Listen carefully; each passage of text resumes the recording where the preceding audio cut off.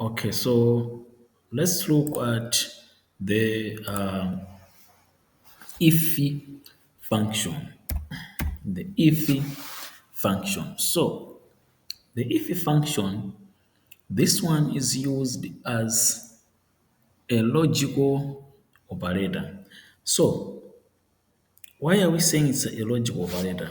Here we can have some logic to say if a student has passed above 50, that should be a pass. So it means I have to type here pass. If it's below 50, I'll have to type fail. Then I'll come here, pass. Then I'll come here, pass. I'll come here, pass.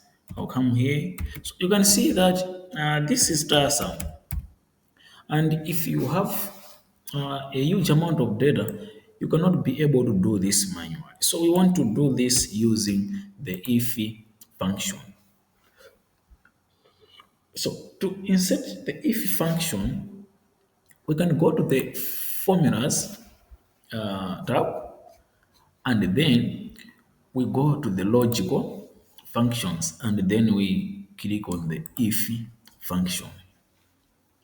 So here there is a logical test, value if true, value if false. So the logical test, what is telling us is this. What do we want to test? So the logical test here is if if B2, which is this cell, if B2 is greater than or equal to 50. Okay, if B2 is greater than or equal to 50, what should be written? Value if true. So here it checks whether a condition is met and it returns one value if true and another value if false. So here the value if true is saying is the value that is returned if a logical test is true. If omitted, true is returned. You can nest up to 7 if functions. Okay, so you can nest up to 7 if functions for your logical test. So here, value if true, what should we say? It should say pass. If it's not true, it should say fail. Then you click OK. Okay, you click OK. So here it is saying pass because 70 is greater than or equal to, should say is greater than 50. So to copy this formula down, you just grab the bottom right corner and you drag down. Okay, you drag down to this number. So you can see that this is pass, then this is fail, pass, pass, pass, pass, and fail.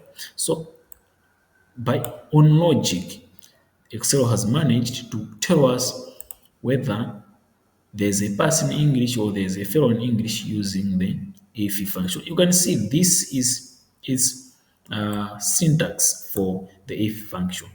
So you can insert using the formulas tab, or you can type the function. You can use the function or you can type the formula yourself. So you say is equal to if, open bracket, then you select the cell B2.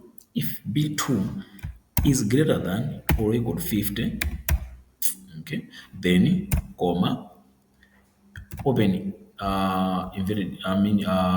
open inverted comma, then you say pass, close inverted comma, then another comma for the value if false, which is fail. Fail, you close bracket, then you press enter.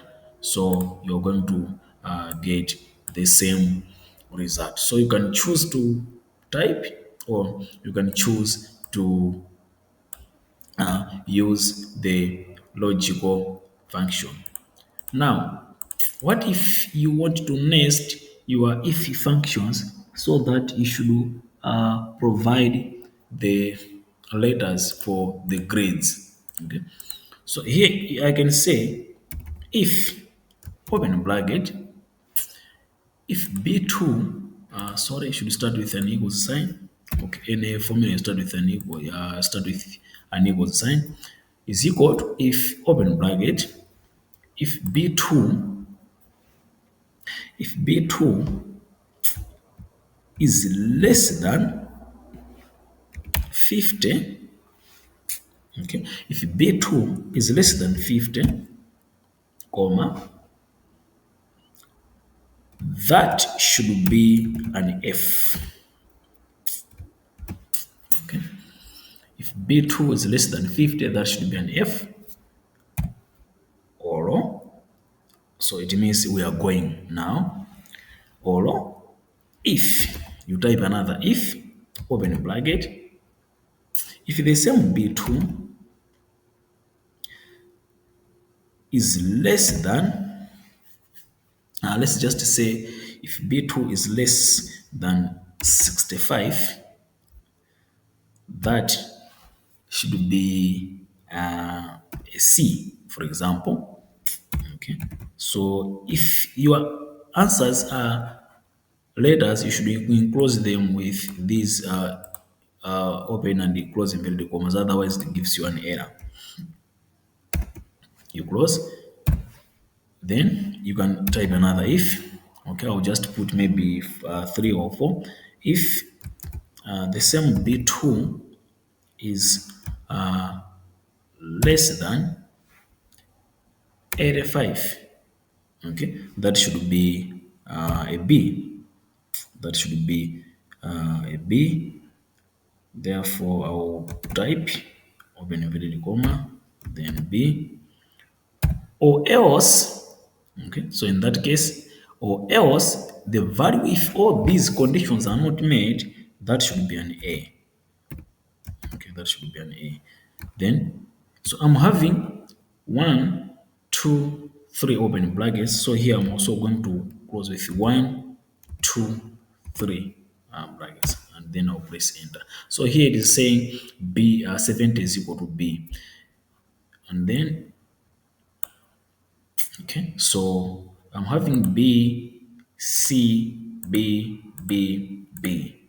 Is that correct? Yes, that's correct, because F is less than, B3 is less than 50. That's an F. B3 is less than 65. I mean, here, 55.